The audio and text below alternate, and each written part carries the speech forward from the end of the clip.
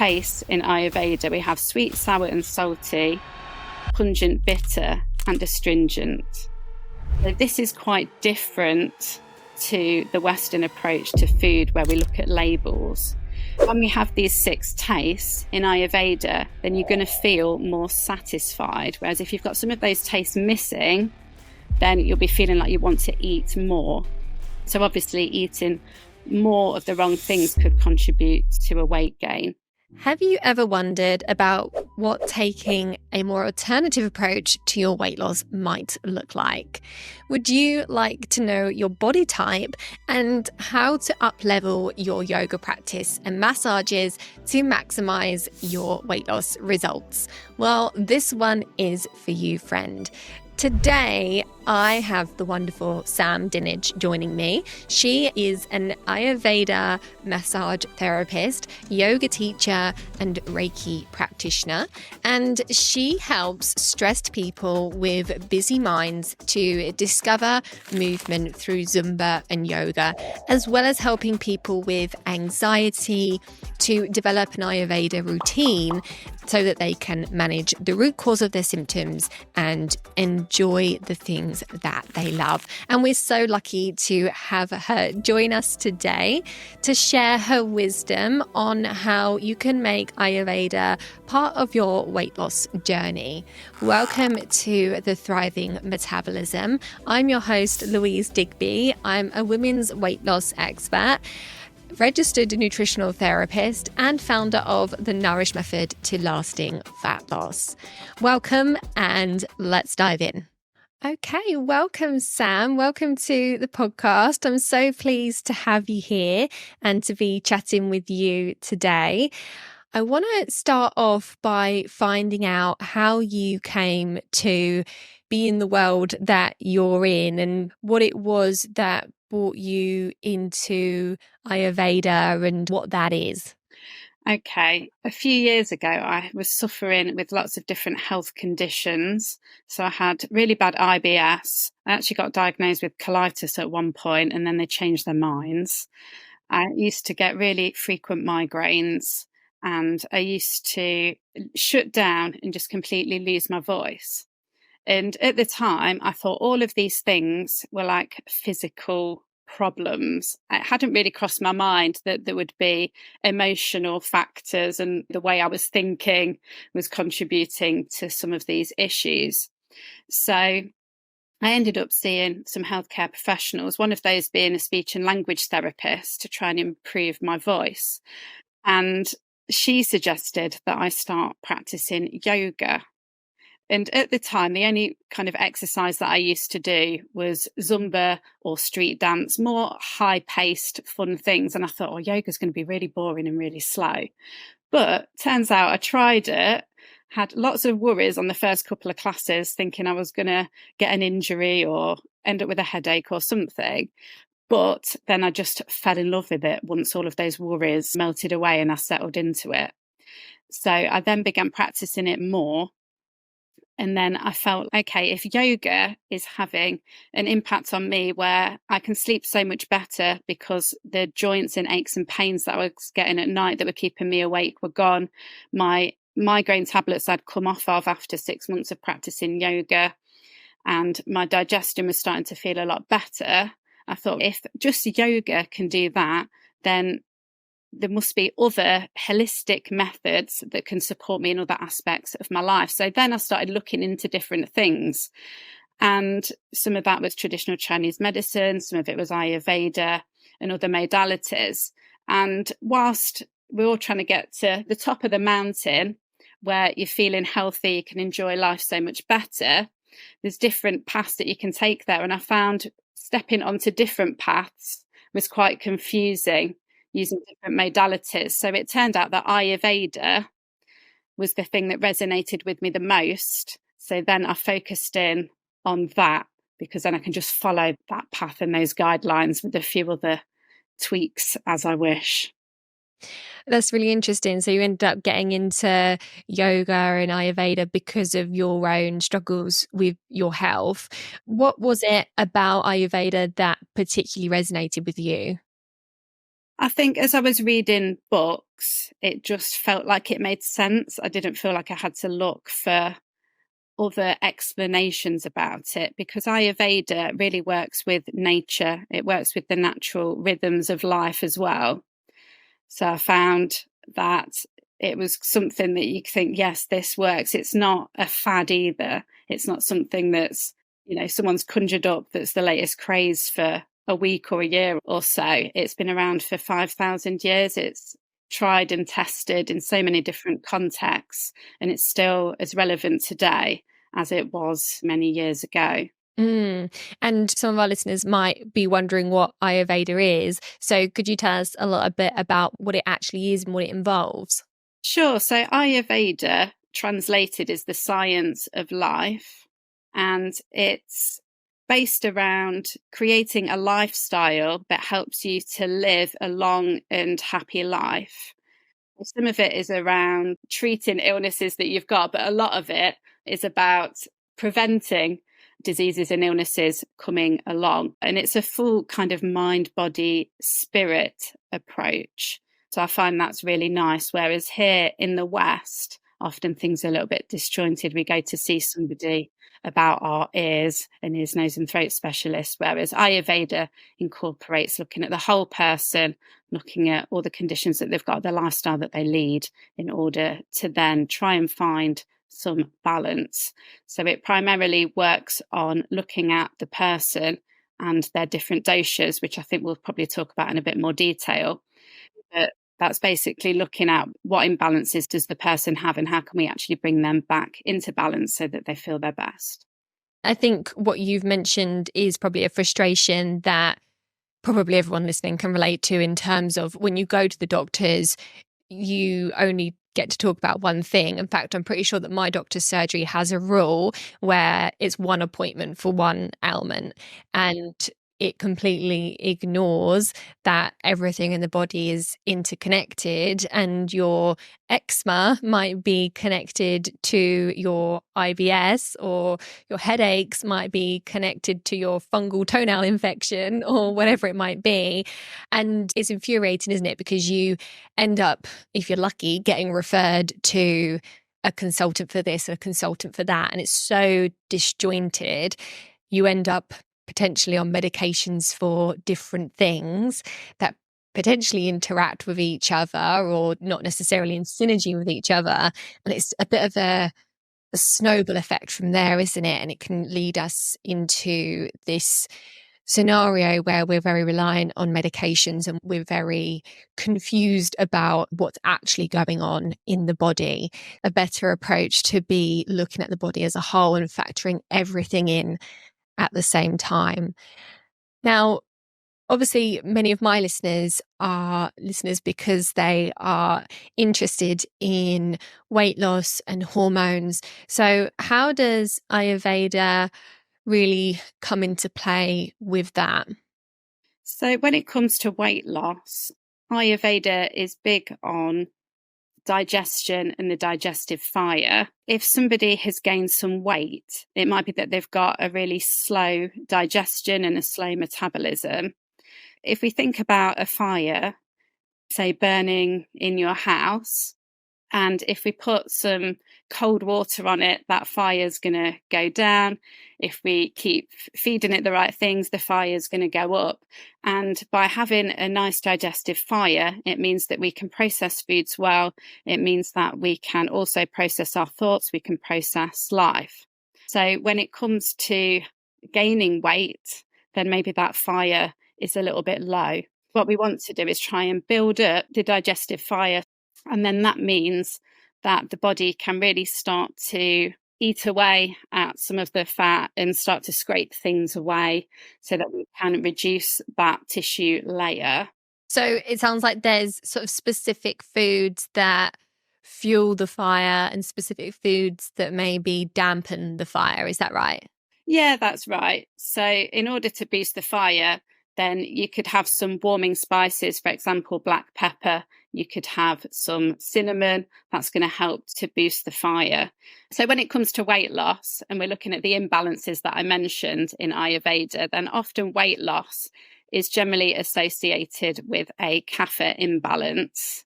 So kapha is one of the 3 doshas in Ayurveda. We've got vata, pitta, and kapha.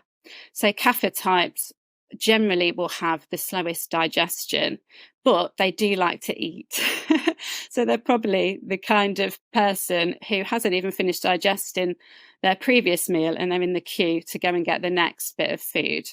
So we have to be able to work with that person and understand what their triggers are, what their stress levels are, and also then thinking about their food, we need to consider what the 6 tastes are in Ayurveda in order to help them to find balance. So the 6 tastes in Ayurveda, we have sweet, sour and salty, pungent, bitter and astringent. So this is quite different to the Western approach to food where we look at labels. When we have these 6 tastes in Ayurveda, we say if you have all of those tastes in a meal, or if you can't do it every meal, if you can do that throughout the day, then you're going to feel more satisfied. Whereas if you've got some of those tastes missing, then you'll be feeling like you want to eat more. So obviously eating more of the wrong things could contribute to a weight gain. It's really interesting. And then if you have a kapha imbalance, then you can focus more on certain foods. So that would be your pungent, bitter and astringent taste. So you'd want to emphasize those and eat more of those because they're going to help lose weight. That's really interesting. So if you're not meeting kind of your taste needs, if you're not getting all the different tastes, then your body's going to be craving them. You're going to be hungrier and end up eating more. It's also interesting that the ones that you need to eat more of, the bitter, the astringent and pungent, kind of correlate with what I might recommend to my clients, because those more bitter foods are very stimulating for the digestive system and digesting your foods properly, breaking down your fats properly, and getting the most kind of nutrients out of your food as possible by digesting properly is absolutely critical to having a healthy metabolism and hormones and all those things that are so important for regulating your weight. So yeah, that's really interesting. With the doshas, how does someone know what type of dosha they have or what body type they have? Is it just a case of if there's someone who carries extra weight, then they're a certain dosha type, or can other doshas gain more weight? Yeah, definitely. Because when we think about the imbalance, it might be a kapha imbalance, but it might be somebody who portrays a lot of other traits as well. If we maybe come to the doshas, if you are a pitta dosha, this works with the elements of fire and water. So you've got quite a strong fire. So you might be someone who has a lot of determination, a lot of passion. You like to get things done. You might feel quite hangry and you might come across a little bit sharp with people even. Mm-hmm. Whereas if we have the vata dosha, that's somebody who is quite creative. They're quite fast. They have lots of racing thoughts. And then we've got our kapha dosha, someone who's a little bit slower in work projects. They might be taking their time, but they're going to get there. They won't fall off and move on to something else like a vata might. So there's so many different factors to look at, which helps to determine what their dosha mix is. It's quite common that somebody would be 2 doshas, sometimes even 3. So what we tend to do is, for example, in a coaching session with me, is look at someone's priorities and someone's goals and see actually what is the greatest imbalance that we can balance that would head them in that direction whilst not aggravating other things that they might have, because often people come with complex different health conditions. So understanding actually from those health conditions what's out of balance as well. It's really a personalised approach, but if you're coming just to a general approach, then kapha is a good one to focus on when it comes to weight gain, and certainly changing your diet for 2 weeks to a kapha diet and seeing how that feels wouldn't do any harm. Interesting. So it almost sounds like it's not just a body type, but almost like a personality type as well.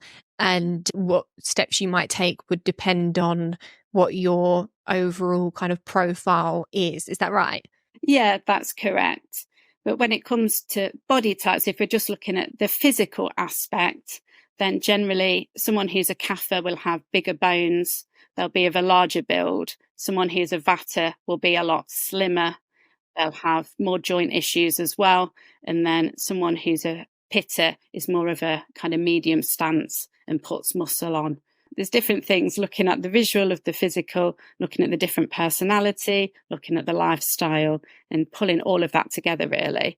There are plenty of quizzes that you can do online that will just look at a number of different factors and pull that together to say if you are more vata, pitta, or kapha. So that's the simplest way. But if you've got health conditions and you really want to tap into your goals, then it's, looking at the much bigger picture. Okay. So we've spoken a little bit about the dietary side of things and what you might increase if you were trying to lose weight.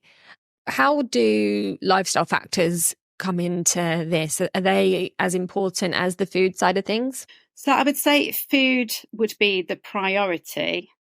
However, when it comes to weight loss, there's other things that we can do. So if we were thinking about yoga, for example, and we want to increase our metabolism, we want to increase that heat within the body to make sure that we're digesting things well, then we'd want to have a yoga practice that is a bit more of a quicker pace, that's going to have some core work elements to it.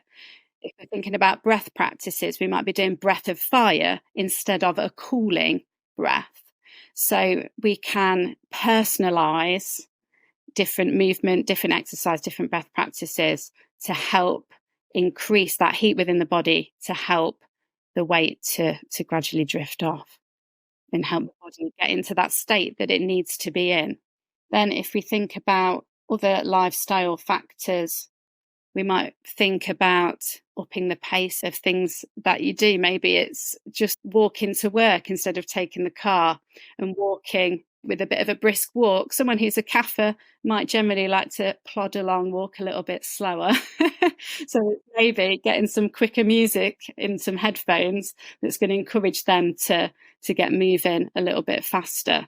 So there's lots of kind of little tweaks that you can do to help people increase what they need to with ease, because nobody wants to do something, do they, Louise, that just feels an effort and against their natural tendencies.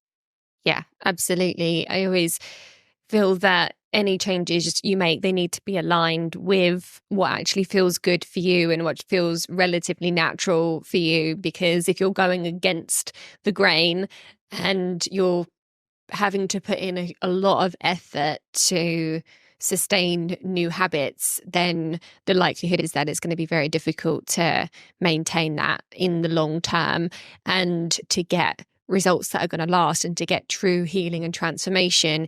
You've got to be able to sustain the changes that you make. And I always feel that you're better off making a couple of changes that are actually going to stick rather than trying to overhaul everything and only stick with that for a couple of weeks. And I think that's nice where Ayurveda is really big on routines. So it's starting to incorporate small, simple things. So for example, your listeners might want to start off by having, first thing in the morning, a glass of warm water instead of cold water. They might have some lime with ginger, leaving that just to brew for 5 minutes and having that because the ginger's heating. It's going to help. Some people think, oh, honey is a little bit sweet, but actually in Ayurveda, if we add a teaspoon of honey to that lemon and ginger drink as well, then we say that honey helps to start to scrape out some of the toxins and things that we don't need within the channels in the body as well. So then we can think about other routines as we go on in the day and how we go about eating our lunch, for example. Are we eating it in a rush while we're working, or are we taking the time where we're grateful for our food? We see it as something that's nourishing us and actually processing the amount of food that's in the lunchbox or on our plates. I know I'm guilty of it, Louise, where sometimes I've ate something, I've been busy doing something else, I'm like, oh, I finished my meal, and I feel like I've not even really registered that I've been eating it. So some of it's lifestyle like that, because I did have one client who always found that her partner started stressful conversations while they were eating, and they had to put a boundary in place to say, actually, we're not going to be having these conversations while we're eating, because I need to have my body in the right place to be able to digest the food, make the most of what I'm eating. So, there's those kind of factors to take into account as well. And then when it comes to routines, you can think about the evening. And I know many of us snack in the evenings, don't we? Especially with the increase in Netflix. And I mean, all the adverts on TV these days seem to be for Just Eat. It is so distracting and can just make you feel hungry, even though you've ate for the day.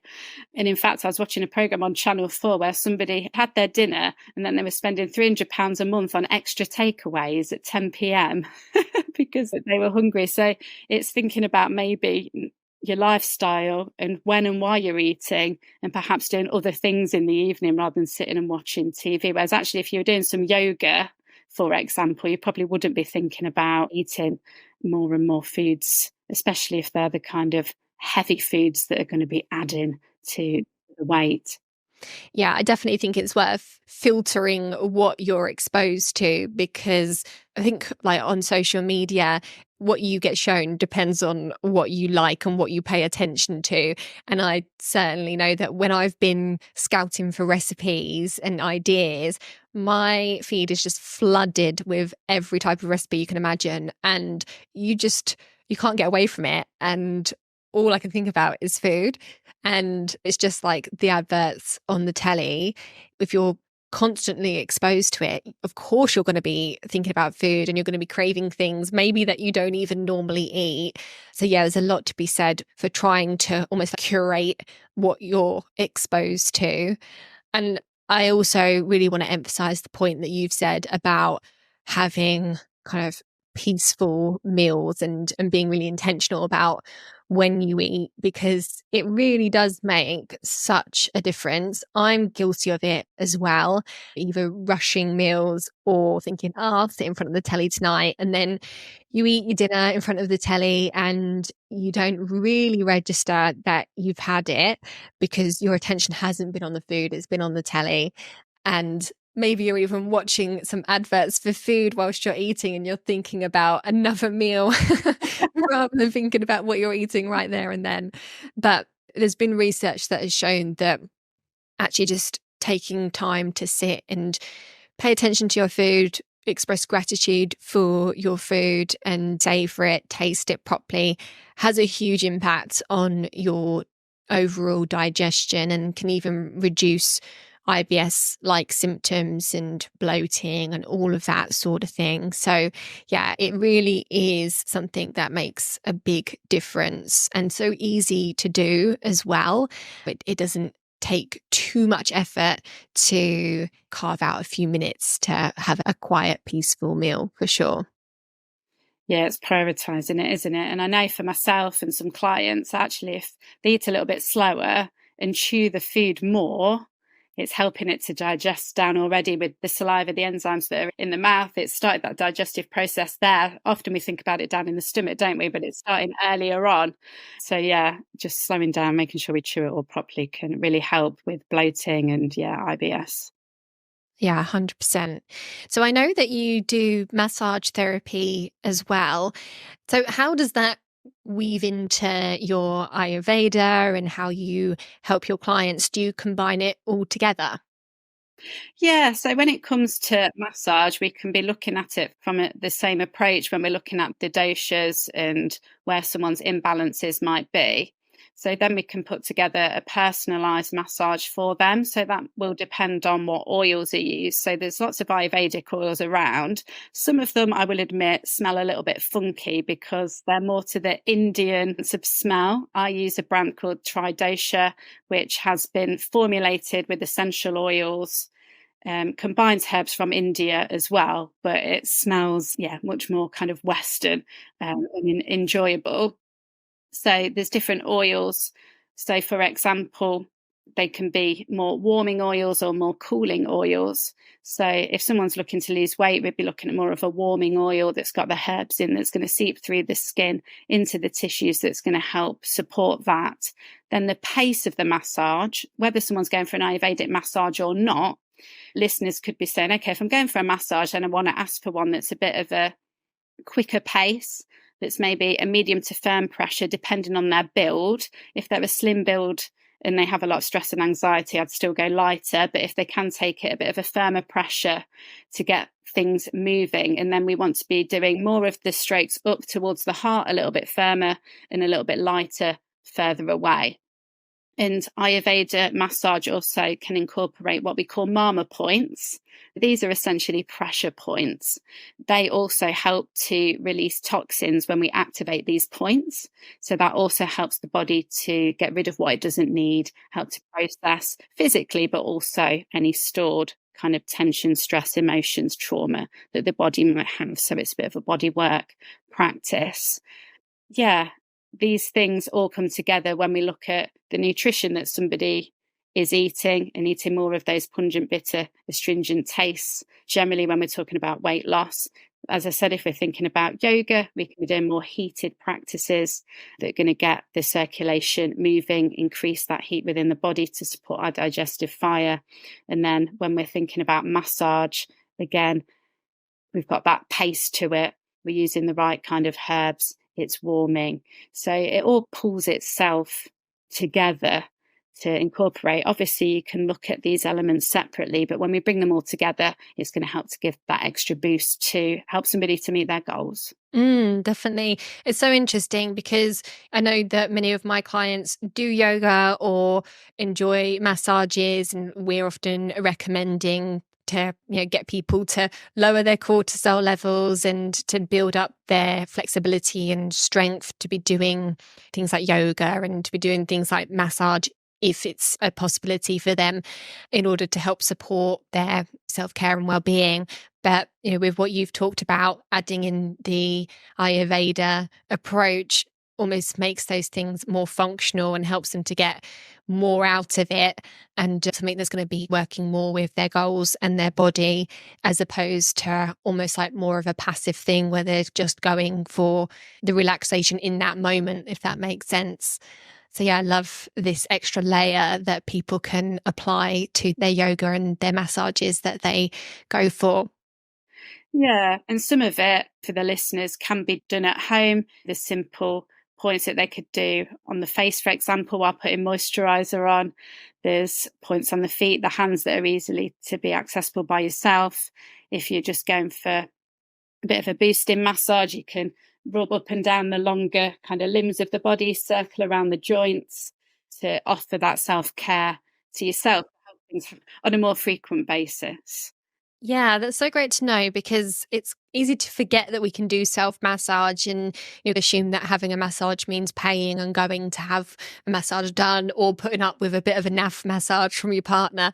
But if you can do it yourself, then that's a really nice thing to incorporate into your self-care. That doesn't have to take long either.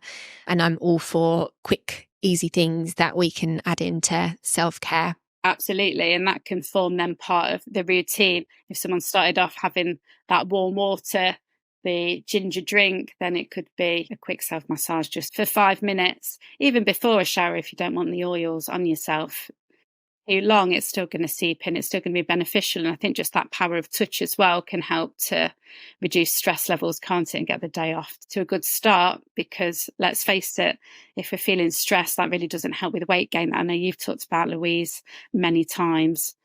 It's really important, isn't it, to try and manage that throughout the day rather than Definitely. a one-off thing that we're going to do once in a blue moon. Exactly. Yeah, you really get the benefits from these things if we do them consistently rather than a one-off thing. I just wanted to ask, are there specific types of oils that people should be looking for? Because I'm conscious that with essential oils, you have to be a little bit careful with them. Yeah, so in terms of the main oils, something like a sesame oil would be a warm oil, whereas coconut, if we think we tend to drink coconut water in the summer when it's hot, that's a cooling oil. So yeah, something like a sesame, I would say, would be a good starting point. And like I say, you can Google and find out about a whole host of other Ayurveda oils, which obviously come with a bit of a higher price tag. But then when it comes to essential oils, I know that my Kapha balancing oil has things like cinnamon in it as well. So that just helps to bring a bit of warmth and heat to it. So would you add the essential oil to the sesame oil as like a carrier oil, or can you apply like that Kapha oil directly to your skin? Yeah, you can apply just the sesame straight to the skin. But I'd say if you were looking to use something that incorporated essential oils, you might as well boost that and have a whole load of herbs in it as well, and buy something really that's pre-made, because then you've got really the right mix of everything that you need. Like I say, the brand that I tend to use is Dosha. It's called, based in Nottingham. There's Ayurveda Pura, there's Ayurveda Pavilion, there's Fushi. These are all kind of UK-based, well-known brands that offer, you'll find Vata balancing oil on their sites, balancing oil or pitta balancing oils. So if you're serious about it, it's probably worth investing in the right mix that's been done by the specialists. Yeah, absolutely. And I imagine with essential oils, it's much like supplements in that you can get ones that are very pure and very good quality, but you can also get ones that are very cheap and not exactly going to get you the results that you want. You want to know that it's been produced in a way where you've got all the health properties in there, right? And I think often there's a synergy when you've got a mix of different components, whereas you won't necessarily get that if you had a couple of your own essential oils. You've maybe got some small benefits from them, but when a specialist has put it all together, that all of the oils and the herbs are working in connection with one another, so they're boosting up the impact that they're having. That's really good to know. Well, thank you so much. It's been so interesting, such an interesting angle with looking at health and weight loss as well. If people want to find out more about what you do, how can they do that? Sure. So they can go to anxietyreliefwithsam.com, where they can find out ways of working with me. So I do one-to-one consultations. I also do a 12-week calm and clarity program for deeper transformations, where someone's really fed up of anxiety, controlling their life. So that's more of an anxiety focus.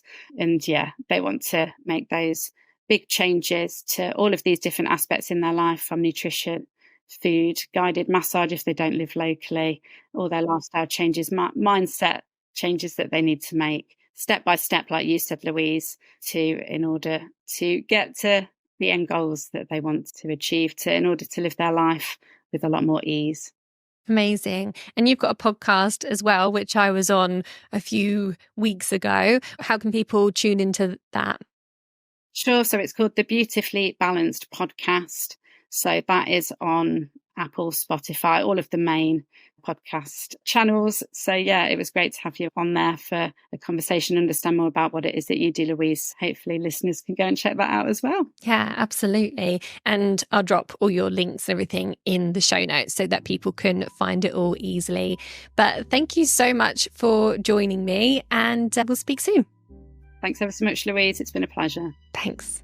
Thank you so much for joining me today. I really hoped you enjoyed this conversation with Sam. Everything that you need to know about her will be in the show notes. And if you want to find out more about what I do, you can reach me on louisedigbynutrition.com, or you can find me on socials by searching at Louise Digby Nutrition. If you're enjoying this podcast, please make sure that you hit follow or subscribe. And it would be so wonderful if you could take just 30 seconds to leave me a little review on iTunes and just share how this podcast has helped you. Thanks again for listening, and I'll see you next time.